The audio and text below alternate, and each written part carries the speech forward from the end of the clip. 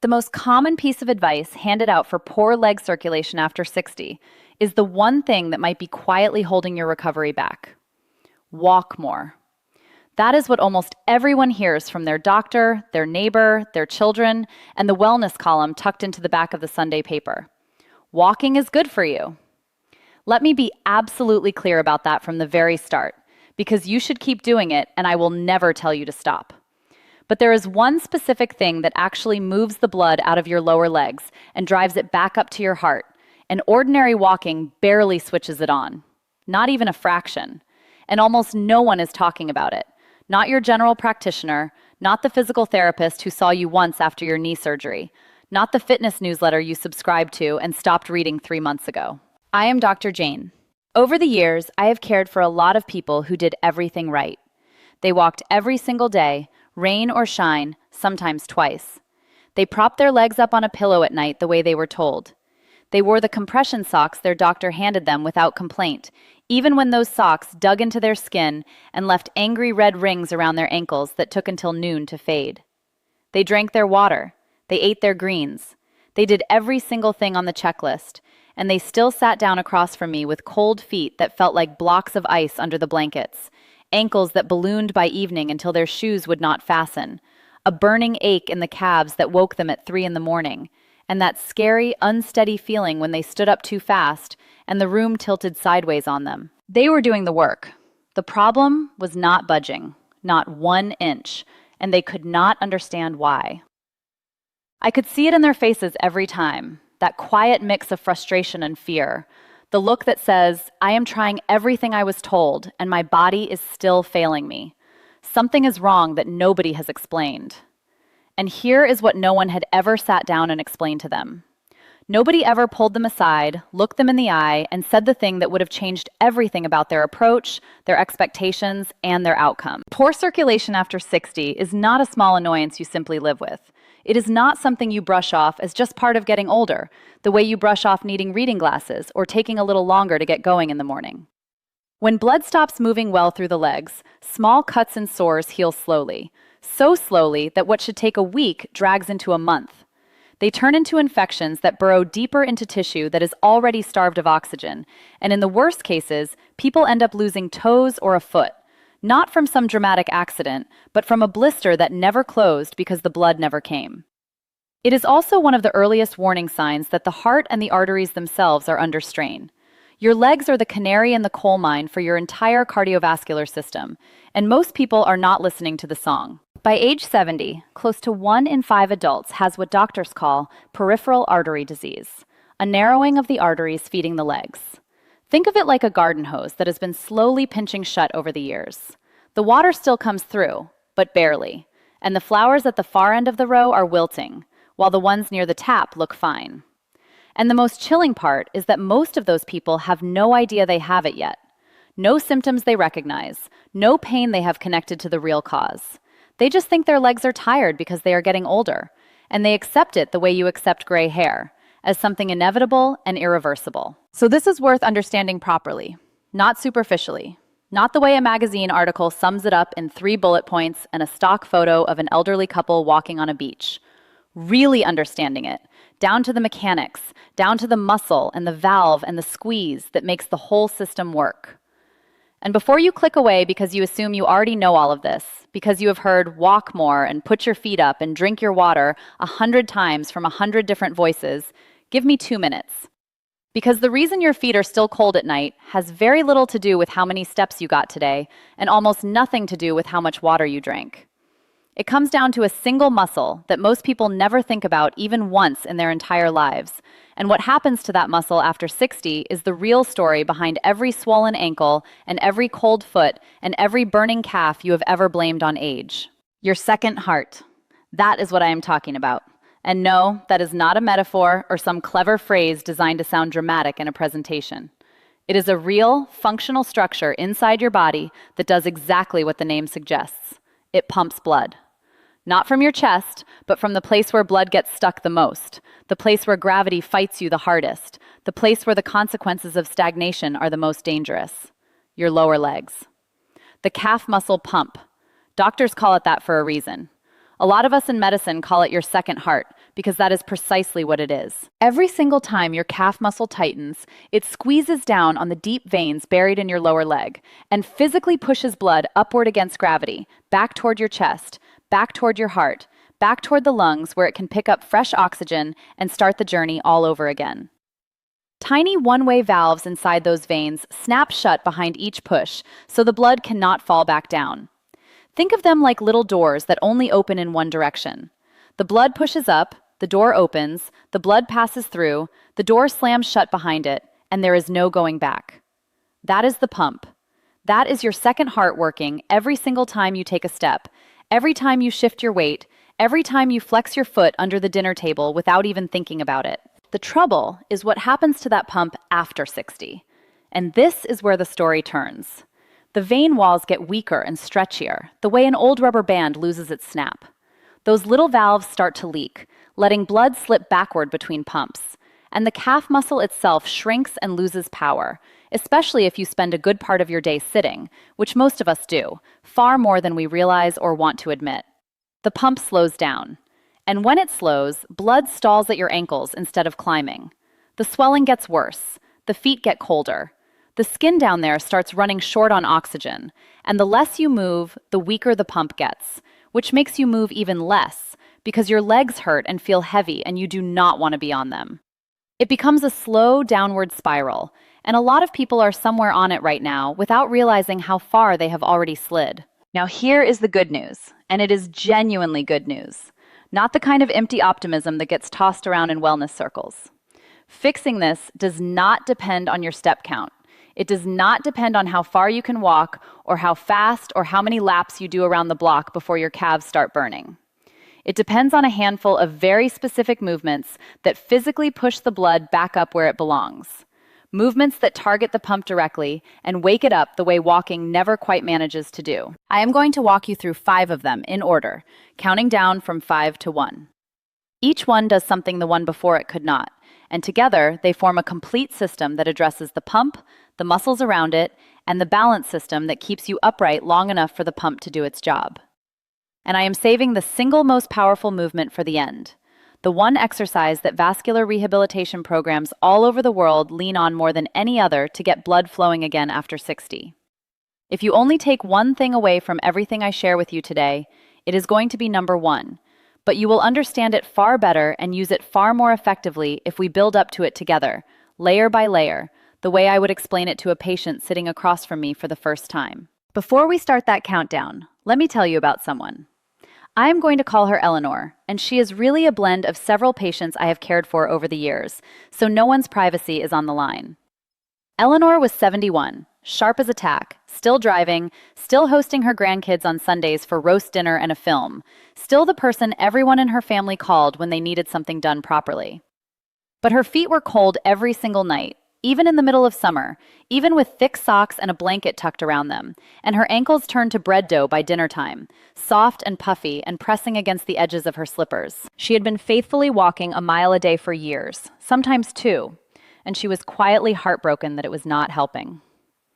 She told me once, sitting in my office with her hands folded in her lap, that she felt like she was doing everything she was supposed to do, and her body was not holding up its end of the bargain.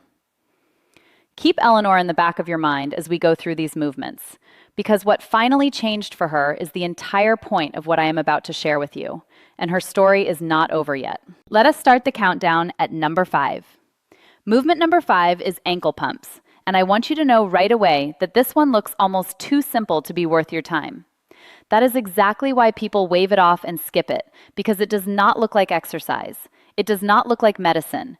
It does not look like something that could possibly make a difference when your legs have been aching for months and your doctor has been talking about circulation as if it were some mysterious force beyond your control.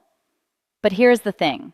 Ankle pumps are often the very first movement patients are given after leg surgery, before they are even allowed to stand up, precisely because it keeps the blood from pooling while they heal. Hospitals use it, surgeons prescribe it, physical therapists teach it on day 1. And yet almost nobody outside of a post-operative ward has ever heard of it. The reason it works is straightforward. When you flex your foot up and then point it down, your calf contracts and relaxes, and that motion squeezes the veins and moves the blood that has been sitting stagnant around your ankles. A 2025 review in the Journal of Orthopedic Surgery and Research gathered up 16 separate randomized trials and found that simple ankle pumping improved blood flow back up the leg and brought down lower leg swelling in older adults with no standing and no walking required at all. No standing, no walking, just sitting in a chair and moving your feet. The whole key is to do it slowly with control and to do it often. To do it right, sit in a chair with your feet flat on the floor. Lift your toes up toward your shins while you keep your heels planted down. Then reverse it. Press your toes down into the floor and lift your heels up the way you would ease onto a gas pedal. Slow and deliberate. That is 1 repetition. Aim for 20 to 30 of them 2 or 3 times a day. You can do this while you watch television, while you read, while you sit at the kitchen table waiting for the kettle to boil. It costs you nothing but a few minutes, and it switches the pump back on without you even having to stand up. Think about how much time you spend sitting in the car, at meals, in your chair in the evening, at the doctor's office, at the hairdresser, at the kitchen table paying bills.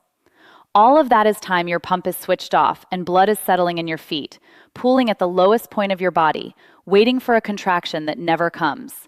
Ankle pumps switch it back on. Walking runs on momentum. You fall forward and catch yourself over and over, and honestly, your calves barely get a full squeeze out of it. The foot is on the ground for such a brief moment that the calf never fully engages. Ankle pumps make the muscle genuinely contract and push through a full range of motion. That means warmer feet, less swelling, and less pressure on those fragile vein walls that are already stretched and leaking. It is also one of the safest possible ways to begin, if pain or poor balance or plain fatigue keeps you from being on your feet very long. You cannot fall from a chair. You cannot strain a joint you are already protecting. You cannot overexert a heart that is already working harder than it should. But ankle pumps only wake the system up. They are the starter, not the engine. The next movement goes after the bigger muscles higher up your leg, the ones that bear the load when you stand and carry the blood through the largest veins in your lower body. Movement number 4 is the seated leg lift. And if you are thinking that sitting down must make this an easy one, your legs are going to tell you a very different story about 10 seconds in. When you straighten your leg out in front of you and hold it there, you fire the big muscles across the front of your thigh and the muscles at the front of your hip. Those are the exact muscles you rely on to stand up out of a chair, to climb a flight of stairs, to catch yourself when you start to go down. And when they contract, they press on the large veins running up through your thigh and help drive blood out of the leg. Regular walking barely challenges those muscles enough to slow the loss that comes with age. You are walking on relatively flat ground, your body is used to the pace, and the muscles are coasting. This matters more than most people realize. Geriatric doctors track something called gait speed, which is simply how fast you walk. They call it the 6th vital sign, right up there with your pulse and your blood pressure, because how fast you walk turns out to predict your fall risk, your independence, and even how long you are likely to live. When walking slows down, it is often one of the very first signals that the body is quietly losing ground, losing muscle, losing the capacity to respond quickly enough to stay safe. Strengthening the muscles that carry you is exactly how you defend that ground, and the seated leg lift is one of the most direct ways to do it without putting any stress on your knees or your back. Here is how you do it. Sit up tall in a sturdy chair with your back pressed against the seat and both feet flat on the floor. Slowly lift one leg straight out in front of you, keeping the knee as straight as is comfortable for you. Hold it there for 2 seconds. Then lower it back down slowly without letting the foot just flop to the floor. That is 1 repetition. Do 10 to 15 on one leg, then switch to the other side. The detail nearly everyone misses is the back. Keep it firmly against the chair so you cannot cheat by rocking and using momentum. That is what forces the right muscles to actually do the work, instead of letting gravity and a swinging torso do it for you. And that is where the circulation benefit comes from, because the muscle has to genuinely fire and hold and squeeze the vein rather than just going through the motion. As this starts to feel easy, add a little resistance. A light ankle weight or a resistance band looped around your foot. Even 1 or 2 pounds makes a real difference. Muscle responds to gentle, steady load at any age, and older adults very often improve faster than they expect, simply because they are starting from further back and the body is hungry for the stimulus. One thing that surprises many people is how quickly this exercise begins to feel more natural. During the first few sessions, your leg may shake a little, or you may notice that one side feels noticeably weaker than the other. That is completely normal because our bodies rarely develop perfectly even strength over the years. Instead of rushing through the repetitions, focus on making every lift smooth and controlled. Imagine your thigh muscle doing all the work while the rest of your body stays relaxed. That simple mental focus improves muscle activation and helps you get more benefit from every repetition.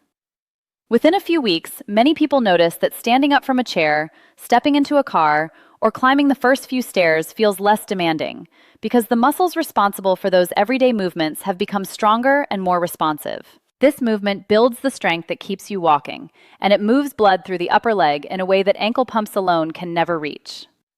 But even strong thighs will not protect you if your balance system is not firing the way it should. And that is exactly where we go next. Movement number 3 is the supported calf raise. This is the movement that trains your circulation and your balance at the very same time. And balance is the thing that quietly decides whether a person keeps their independence or slowly loses it. The National Institute on Aging is very clear on this point. Keeping your lower body muscles strong is one of the best things you can do to hold on to your mobility as you get older. To keep rising out of chairs, off the couch, up the stairs without needing a hand. And your calves sit right at the center of that. Every time they contract, they squeeze those deep veins and force blood upward against gravity. Weak calves mean blood pools, swelling climbs, and your balance reactions get a little slower. So an ordinary stumble is far more likely to turn into an actual fall. To do a supported calf raise, stand behind a sturdy chair or at a kitchen counter and rest your hands on it lightly for balance. Feet about hip-width apart. Rise up slowly onto the balls of your feet, lifting your heels as high as is comfortable. At the top, pause for 2 or 3 seconds and keep your eyes looking straight ahead rather than down at your feet. Then lower yourself slowly, taking a full 3 seconds to come back down. That slow tempo and that little pause at the top are where the real work happens. It makes your calf muscles and your balance system fire together, which is the precise thing your body has to do when you catch yourself mid-stumble on a curb or a rug that bunched up under your shoe. Another small adjustment can make this exercise even more effective. Instead of thinking only about lifting your heels, pay attention to how you press evenly through the balls of both feet. Try not to let your ankles roll inward or outward as you rise. Keeping the movement centered strengthens the smaller, stabilizing muscles around the ankle that are often overlooked during regular walking. Those muscles are constantly working whenever you step onto uneven ground, walk across grass, or change direction. Training them in a slow, controlled way teaches your nervous system to react more confidently when your footing suddenly changes. Over time, this helps reduce hesitation during movement, making everyday activities feel smoother and more secure. Start with 10 of them. Build toward 20 or 25 as you get stronger. Over just a few weeks, this one movement improves your ankle stability, your circulation, and how fast you react, all at once. And it does all of that without pounding on your knees or your hips. For a lot of the people I have cared for, this is the one that first made them feel genuinely steady on their feet again. The one that made them look at a flight of stairs and think, maybe instead of, I cannot. But standing on 2 feet is the gentle version. The next movement takes one of them away, and that is where the research gets startling. Movement number 2 is the single leg stance hold. Before you wave this one off as just balance and nothing to do with your blood, let me give you the number that made me take it completely seriously. Back in 2022, researchers publishing in the British Journal of Sports Medicine followed more than 1,700 adults for several years. They found that the people who could not stand on one leg for just 10 seconds had an 84% higher risk of dying over the years that followed, compared with the people who could hold it. 84%. And here's the part that stops me every single time I think about it. Among adults in their early 70s, fewer than half of them could pass that simple test. That does not mean standing on one leg magically protects your health. Instead, it reflects something much deeper. Balance depends on strong muscles, healthy joints, clear communication between the brain and the body, good vision, and a nervous system that reacts quickly when you begin to lose your footing. When one of those systems starts to weaken, balance is often one of the first abilities to show it. That is why practicing it regularly is so valuable. It challenges several parts of the body at the same time, encouraging them to work together instead of separately. The goal is not to become perfectly steady overnight. The goal is to give your body repeated opportunities to improve the skills it relies on every single day, whenever you walk across a room, step off a curb, or simply turn around in the kitchen. Those small improvements may seem invisible during a workout, but they become very noticeable when everyday movement starts feeling easier, more confident, and far less tiring. A 10-second balance check told those researchers more about the road ahead than almost anything else they measured. More than blood pressure, more than cholesterol, more than weight. A simple test of whether you could stand on one foot without grabbing something told them who was likely to still be here in 5 years and who was not. You can actually try this one right now, carefully, with a counter or a solid chair right next to you. Stand up tall. Put one hand near something you can grab. Lift 1 foot an inch or two off the floor and see whether you can hold it steady for 10 seconds without grabbing on. That is the test, and it also happens to be the exercise. The reason it does so much for your blood flow comes down to time. The instant you stand on one leg, your calf, your ankle, your hip, and your core all have to contract and keep contracting to hold you upright. That sustained squeeze keeps the pump running the entire time, pushing blood up instead of letting it settle back down into your foot. Ordinary walking never asks for that. You are on one foot for a split second during your gait cycle, and then you are off it again, and the pump flickers on and off like a light switch with a bad connection. Standing on one leg forces the pump to stay switched on, continuously, for as long as you hold the position, and this is the spot where circulation and fall prevention completely overlap. When balance fades, people move less. When movement drops, blood flow slows, swelling rises, the feet ache more, confidence drains away, and that is the very spiral we talked about at the start. The spiral that starts with a little stiffness and ends with a walker. To train it, stand next to a counter or a wall with one hand resting lightly on it for safety.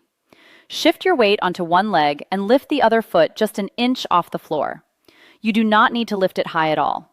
Stand tall, eyes forward, and do not curl your toes to grip the ground. Hold for 20 to 30 seconds, breathing normally the whole time. Then switch legs. That is one set. Start with 2 rounds on each side. As it gets easier, rest your hand on the counter more and more lightly until eventually you can hover it just above the surface without actually touching. The longer, steadier squeeze keeps blood moving and retrains your nerves to react faster when you trip, because tripping is not the problem. The problem is not catching yourself after you trip, and that catching is a skill that can be trained at any age. But balance on its own keeps you upright without fully restoring the flow. For that, you need the single strongest version of the calf pump there is, and that is number 1. The number 1 exercise is the standing calf pump hold. This is the movement I promised you all the way back at the start, and once you understand what it is doing inside your leg, you will see exactly why vascular rehab programs across the entire world use it almost the way they would use a prescription. It looks a lot like the calf raise from number 3, with one small difference that changes everything: the hold. You rise up onto the balls of your feet, and then you stay right there. You do not come back down immediately. You hold at the top, and that hold is where the magic lives. Your calves work like pressure pumps, and holding at the top keeps that pump fully squeezed long enough to actually clear out the blood that has been stalling around your ankles and drive it up towards your heart. Ankle pumps wake the system up. The single leg hold trains your control. This movement moves the blood, all of it, and it keeps it moving. One of the biggest mistakes people make is assuming that because an exercise looks simple, it cannot possibly be powerful. We have been conditioned to believe that only exhausting workouts, heavy weights, or long hours in the gym can change the body. But your circulatory system does not judge effort the way your muscles do. It responds to consistency, rhythm, and repeated signals. Every time you rise onto your toes and hold that position, you are giving your veins exactly the kind of mechanical assistance they were designed to receive. Think of it as manually helping the body's natural pumping system do its job. The longer you maintain that controlled contraction, the more opportunity blood has to leave the lower leg instead of lingering around the ankles, where swelling and discomfort often begin. This becomes even more valuable with age because the tiny one-way valves inside your veins naturally become less efficient over time.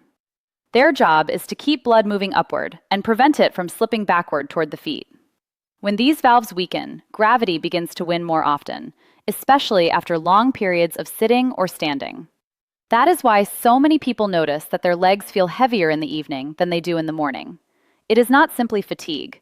It is often a sign that circulation is no longer being supported as effectively as it once was. The standing calf pump hold gives those valves extra help by creating a strong, sustained muscle contraction that pushes blood upward with every controlled hold. Another advantage is how practical this exercise is.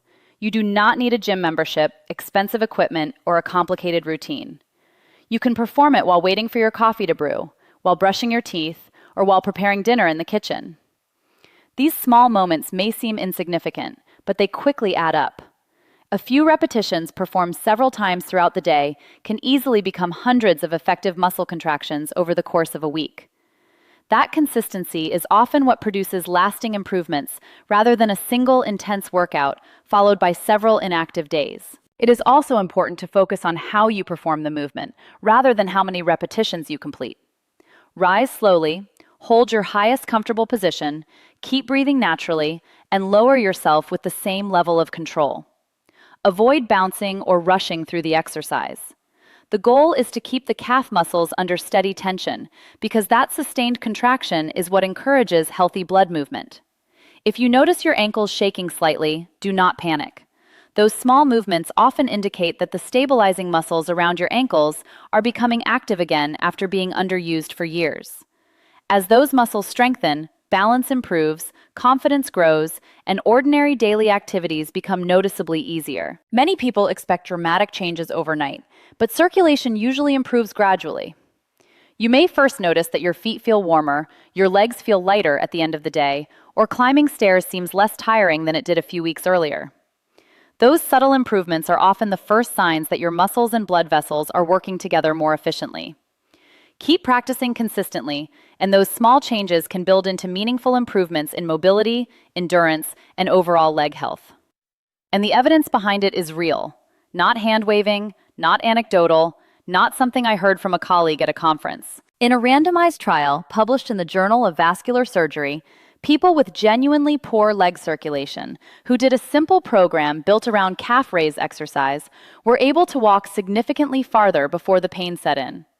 Their pain-free walking distance improved by dozens of meters, and their total walking distance by close to 100, with no medication and no machine involved anywhere in the protocol. That is the calf pump doing the job it was built to do, the job it has been failing at for years, the job that no amount of ordinary walking ever asked it to do properly. Here is how you do it safely. Stand behind a chair or at a counter, hands resting there for your balance, feet about hip-width apart. Rise up slowly onto the balls of your feet, heels lifting as high as is comfortable. Now hold it, 3 to 5 seconds at the very top. Breathing normally, eyes forward, not looking down at your feet because looking down shifts your center of gravity forward and throws off the very balance you are trying to train. Then lower yourself back down slowly, about 3 seconds to come all the way down. That is 1 repetition. Start with 8 to 10 of them. Work up over time to 15 or 20. Always with control, never rushing, never bouncing at the bottom, never letting gravity yank you down faster than your muscles can manage.